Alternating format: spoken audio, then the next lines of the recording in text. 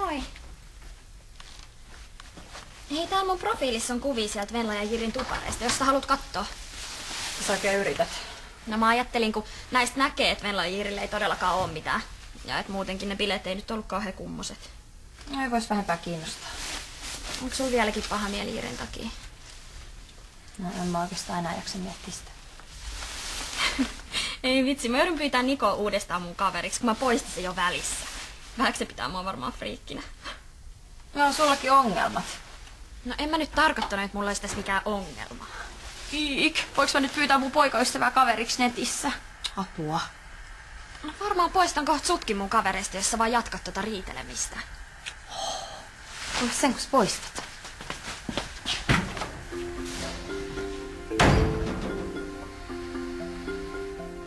Mennäänkö yhtä matkaa? Mennään vaan. Voiko se pitää hetken tätä?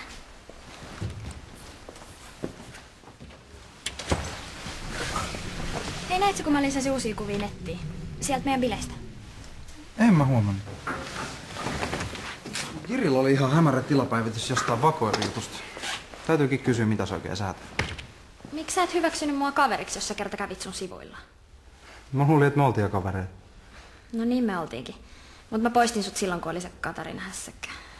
Ai ja nyt sä yrität sit ryömiä takas mun suosioon vai? No joo. Ai et sä mukaan jo hyväksy mua. No totta kai. Kato, mulla vaan tulee niin paljon kaikkia pyyntöjä ja ehdotuksia, että mä en edes ollut huomannut sua sieltä. Mä lisään sit heti tänään mun kaveriksi. Hyvä. Koska sit me voidaan kirjoittaa sinne, että me ollaan yhdessä. Niin voidaan.